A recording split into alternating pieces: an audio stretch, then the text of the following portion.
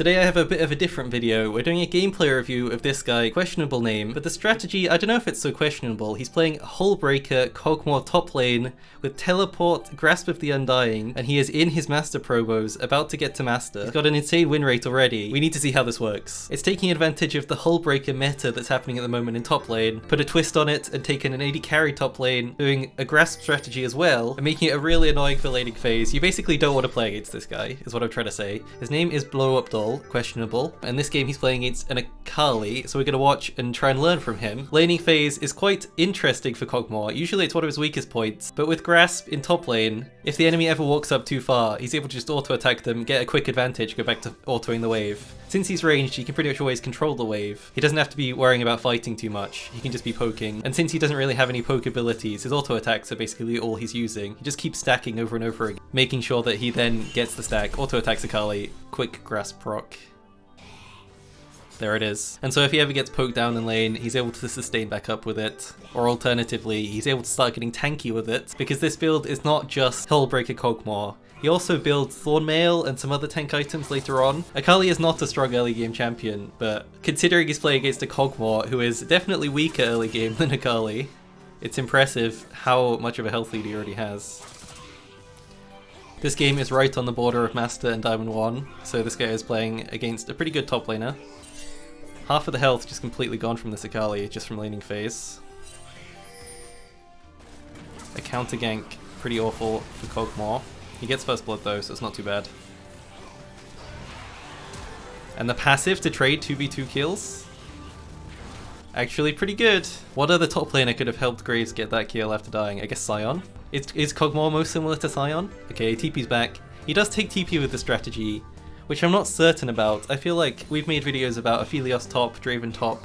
They always play the barrier, or potentially ignite. I think barrier would be a pretty good idea for Kog'Maw, as he's freezing wave in front of tower. He clearly has very good wave manipulation. And Akali, like, honestly can't break this freeze, whatever she tries to do. Every time she walks up, she's just getting grass procced. Another grass proc. He really doesn't need to be so scared. I think that's another reason why barrier would be good. He's still freezing this wave. There's nothing this Akali can do. Still looking for this Hullbreaker first item. So the benefit of Hullbreaker first item is that in any 1v1 you will win. It's so common in fact that both top laners often buy it in lots of Korean high elo games. And so it sort of in a way cancels itself out. Luckily picking up some kills in the jungle, this is pretty huge for Kog'Maw's scaling. And Akali even runs it just for an extra blitzcrank kill. Not worth. Oh? The ults? Wow. He is probably going to be able to just base and buy Hullbreaker at this stage. And so with the Hullbreaker, you get the tankiness, you get the damage, and then you get the 1v1 ability in a side lane. So if you're playing an AD carry, you can hard push to tower over and over again and take it. It's pretty hard for anyone to contest you. The one thing this strategy is missing is like early tankiness, and like, so if it gets ganked, it struggles to 2v1 early on. How much gold has he got? He's got 4.3k, and he's just maximizing this gold. He's playing Kog'Maw maximum efficiency. There is the Hullbreaker. He has received his 400 health, his extra armor and magic resist, and extra damage to towers, as well as large minions gaining extra armor and magic resist. Ridiculous. And damage to towers. You just cannot leave these Hullbreaker top laners alone. That's why, like, the reason that Kha'Zix keeps coming top, he is playing an immobile laner, but whatever, like, Hullbreaker laner he was picking here, the enemy jungler should be coming top lane to get rid of it. Kog'Maw respawns TP's back immediately again. I think I'm starting to see the logic of his teleport. He's not using it to cover his mistakes, he's using it to consistently apply pressure over and over again. He buys his boots as well. This Akali has not managed to base since that last play, so she's going to have to base in TP as well. But imagine he was playing against an Ignite top laner. He's TP back to his tower twice, getting free hit on tower. Let's see how much this damage is. He's not using W, he wants to save it I think for the fight. Second plate should fall down. Yeah, he gets it, nice. He is now pretty much home free. The jungler is not coming top lane. Rift Herald? Buddy? Okay. Has he taken a single point in his E yet? He has not. So he is playing for full auto attack damage. He doesn't care about the slow. Q is the best poke for lane. E is very high mana cost, so you don't normally use it like that. But in terms of top lane, this guy is mostly poking for grass procs with autos. He's already got 1.8k health at level 10. He's got more health than the Vladimir, and the Kazakhs, and the Akali. What about Blitz? He's got more health than Blitz. You know, it's just a Kog'Maw with almost 2k health. He bases by his Noon Quiver, goes back to lane. The enemy AD carry is actually top lane, so we'll see how effective this Hullbreaker is. Draven's not strong whatsoever. I think he might have been watching the other side of the map. But there is basically no chance Kog'Maw can ever lose a 1v1 to an AD carry. Even in a 1v2, he's got a pretty good chance. So first item, Hullbreaker, but then second item, you can go straight into Kog'Maw's normal build, or go for something else. I think he normally goes Kraken Slayer, just to continue his DPS, just make it quite crazy. Wow, this tower insta-died. 15 minutes. First tower, not bad for a Kog'Maw top lane, who's been ganked twice. He's got a CS advantage top lane as well. I don't know what happened to Akali, but the CS advantage is reasonable. You expect a ranged top laner to be ahead, and so it's good that he's managed to do it even on Kog'Maw. You'd expect it on like a Quinn or something. You wouldn't really expect it on a Kog'Maw. Especially if you're playing Kog'Maw AD carry, you'd probably expect to be a bit behind in CS, but then be rewarded by having better scaling. But since this guy's playing top lane, he gets rewarded for being a ranged champion, even if he is scaling. So he sort of has the best of both worlds. Alright, it looks like we're gonna get a 1v2 situation here. Good dodge. His W is down. Can he still win this? Draven actually got his item by now. A shield as well. Kog'Maw flashes ult and still survives.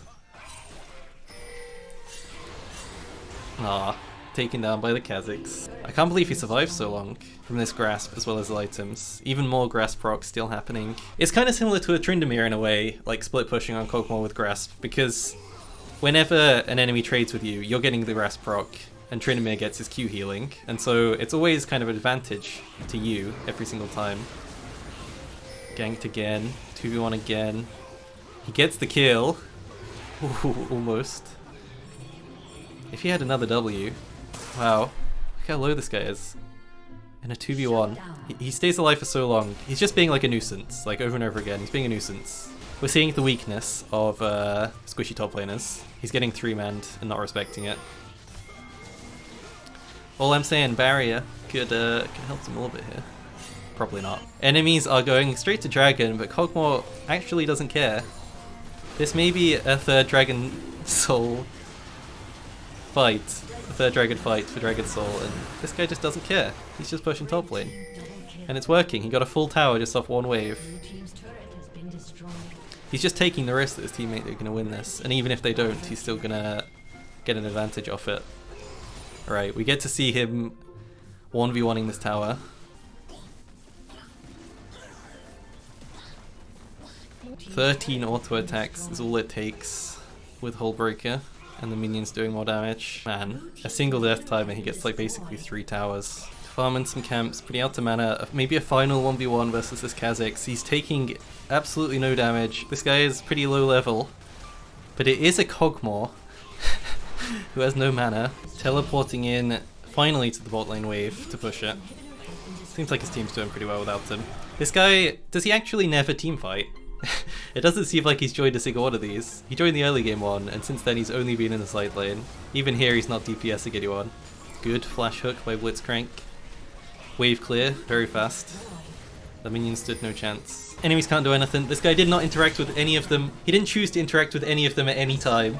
All he chose to do was hit towers and hit towers and hit towers, hit objectives. All he cares about is this one thing throughout the game, and if someone comes, he'll try and kill them. He'll go for the 2v1, he'll go for the 1v1. But he's not going to opt into it, he doesn't have to. He knows he outscales them. He knows he can just continuously run it at the towers and kill them. Maybe the strategy needs a bit more work? He doesn't really care about the fighting, he doesn't care about the deaths, he just likes TPing back over and over again. It's kind of like inevitable he feels he's going to win the game. If he's got a good KDA or a bad KDA, he's still killing your towers. So it reminds me of like an inting Scion kind of strategy, where you just continuously run at the enemy. If you die, you just get some more damage on the tower, it doesn't really matter. Eventually you're not really worth any gold. The Kog'Maw has an incredibly strong laning phase just from being ranged and having the grasp. So the early game is sorted, late game you're sorted as well because you have all of the scaling, and mid game Hullbreaker, hard shoving waves over and over again. It seems pretty good, I like it. Let me know in the comments if you have any other strategies like this you want me to review. Thanks so much for watching, make sure you subscribe, bye bye.